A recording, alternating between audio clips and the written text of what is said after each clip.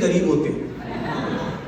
पति और पत्नी मिलकर दंपति बनते हैं और दंपति तभी तक रह सकते हैं जब तक पति में दम हो। अब एकदम बारीक ऑब्जर्वेशन अच्छा लगे तो मुझे बताना, भारतीय महिलाएं कमाल करती है। पति से घर खर्च के लिए 10,000 रुपए लेती है, 15,000 का हिसाब देती है, फिर भी 4,000 बचा लेती है। यह जादू सिर्फ भारतीय पत्नियों को आता है। इनके सामने कुदरत के नियम तक बदल जाते हैं। लोग कहते हैं टूटते हुए तारे से दुआ मांगो तो जरूर सफल होती है। मैंने भी टूटते हुए तारे से दुआ मांगी, पत्नी से लड़ने की शक्ति प्रदान करो। तारा फिर जुड़ गया।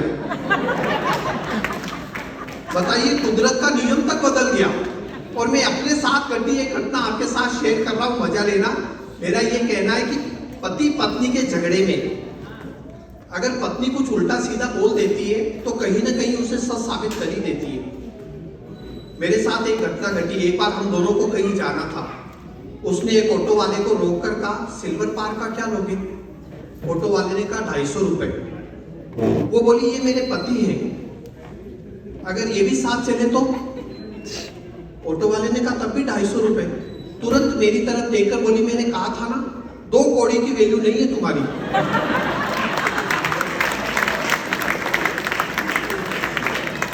अब बताइए कब कहा था, कहां साबित किया और कैसे साबित किया? मैंने तो अपने जीवन में केवल एक बार अपनी पत्नी की शिकायत अपने ससुर जी से की, लेकिन उनका जवाब सुनकर मेरी सारी शिकायत धरी की धरी रह गई। मैंने कहा, ये कैसी खतरनाक चीज आपने मेरे पल्ले बांधी है? पत्नी क्या है, भूचाल है? ससुर जी बोले, बेटा मेरी सोच, मेरे पास तो इसकी भी मां है।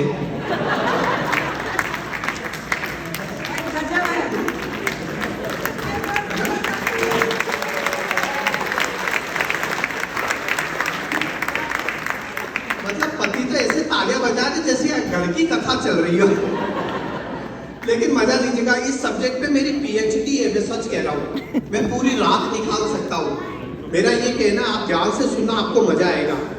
पति पत्नी के संबंध यूनिवर्सल होते हैं, चाहे भारत हो चाहे अमेरिका। अच्छा, पति पत्नी के झगड़े में बच्चे हमेशा माँ के पक्ष में होते हैं। Am I right or wrong? No. इसके पीछे भी एक खास कारण है।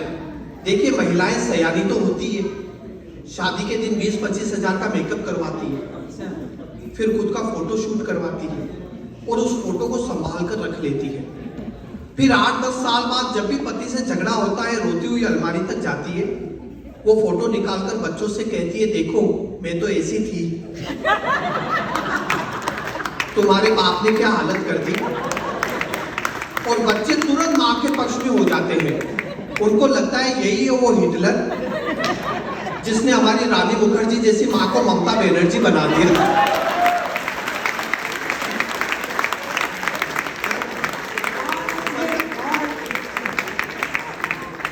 छोटी छोटी बातें, मैं सच कह रहा हूं, ये ऑब्जर्वेशनल ह्यूमर है। अभी देखिए, मोदी जी ने स्वच्छ भारत अभियान चलाया था, याद है ना आपको? यहां मैं बताना चाहता हूं, पुरुष महिलाओं के मुकाबले ज्यादा सफाई पसंद होते हैं। अब जो सबूत में ढूंढ कर लाया हूं वो अच्छा लगे तो मुझे पुरुषों की तालियां चाहिए। देखिए, आदमी सैलून में जाता है, बाल कटवाता है, फेशियल करवाता है, लेकिन घर आते ही नहाता है। मुझे एक महिला बताओ जो ब्यूटी पार्लर से आने के बाद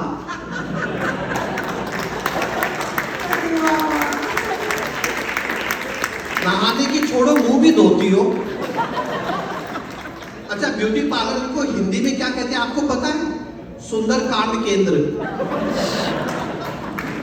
एक ब्यूटी पार्लर के बाहर बोर्ड लगा था, सत्यम छुपम तब सुंदरम दिखम।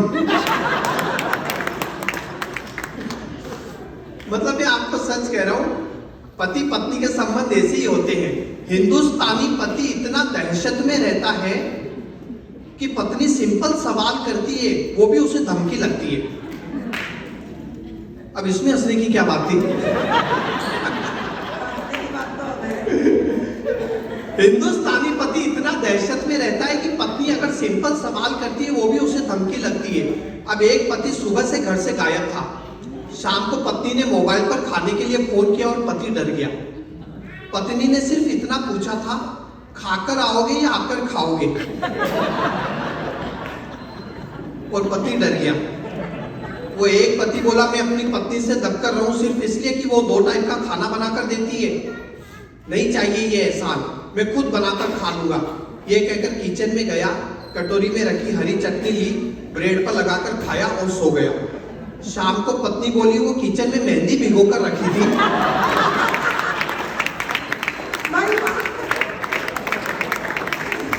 मजा आ रहा ना, अच्छा लग रहा है? वाह वाह। तो थोड़ा सा पीछे तक माहौल बनाइए। रूप कुछ ऐसा सजाओ छवि कहे क्या बात है, रूप कुछ ऐसा सजाओ छवि कहे क्या बात है, दीप ऐसा जगमगाओ रवि कहे क्या बात है। मानता हूँ मुस्कुराकर समर्थन दे रहे हैं आप, पर तालियां ऐसी बजाओ कवि कहे क्या बात है।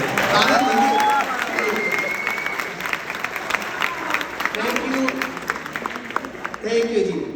मैं यही कह रहा हूँ, मेरी कोशिश ये रहती है एक एक लाइन से हास्य पैदा करूं और ऑब्जर्वेशन से हास्य पैदा करूं, क्योंकि ऑब्जर्वेशनल ह्यूमर का वाकई कोई जवाब नहीं।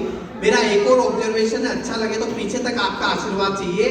एक मेरा ऑब्जर्वेशन ये है कि हमारे देश में हर आदमी ईमानदार है जब तक वो पकड़ा न जाए।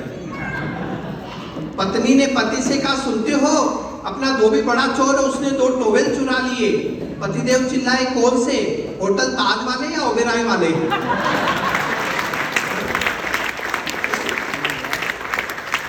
तो आनंद लीजिएगा। एक बात जो अच्छी मैं कह रहा था, हाँ सर आ जाइए, बैठ जाइए। ये कमाल का कॉन्फिडेंस है, सबसे लास्ट में आए और सबसे आगे की चेयर पे बैठे। ये कॉन्फिडेंस एक हिंदुस्तानी में ही हो सकता है। मेरे साथ मित्रों रहकर आपको जिंदगी का एक ही सूत्र सीखने को मिलेगा, ध्यान से सुनना। गौरव शर्मा आपको याद रहे न रहे, ये बात आपको हमेशा याद रहेगी। हमेशा खुश रहो, मस्त रहो, क्योंकि जिसमें मस्ती है बस उसी की हस्ती है।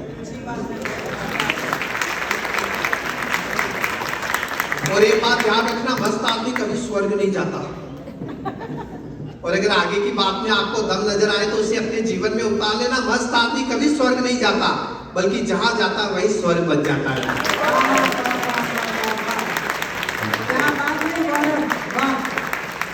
और एक और अच्छी बात मित्रों, खुश रहने के लिए कभी वजह मत ढूंढिए, क्योंकि वजह खत्म हो जाएगी, खुशी भी खत्म हो जाएगी। हमेशा बेवजह खुश रहना सीखिए, क्योंकि आप खुद सोचिए, यदि 1 सेकंड की मुस्कुराहट से आपकी फोटो खूबसूरत हो सकती है, तो हमेशा की मुस्कुराहट से जिंदगी खूबसूरत नहीं हो सकती। तो हमेशा खुश रहना सीखिए। हम जब भी यहाँ आते हैं, आप तो देखिए भारत हर साल जाते होंगे, साल 2 साल में एक बार जरूर जाते होंगे। जब भी हम यहाँ आते हैं तो एक चीज जो हमें बहुत अच्छी लगती है वो है यहाँ का सिस्टमेटिक ट्रैफिक सिस्टम। गाड़ियां एक लेन में चलती है, सेफ डिस्टेंस मेंटेन करते हुए।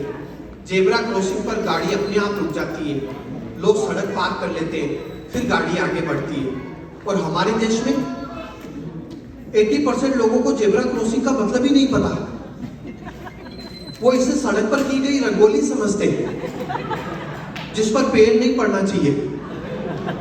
मैं एकदम प्योर ऑब्जर्वेशन आपको बता रहा हूँ, ध्यान से सुना। आप जब भी जाए देखना, यहाँ मैं देखता हूँ बाइक पर केवल एक ही सवारी जाती है ना, और बाइक तो बहुत कम देखते हैं, कार से ही लोग जाते हैं। हमारे देश में बाइक पर 3 सवारी आम बात है। आप देखिए बाइक पर 3 सवारी जा रही है और तीनों को सब कुछ देखना है, इसलिए एक ने दाएं गर्दन निकाल रखी है, दूसरे ने बाएं गर्दन निकाल रखी है और एक सीधा देखकर चला रहा है। सामने वाले को लगता है ब्रह्मा विष्णु महेश साथ चले आ रहे हैं।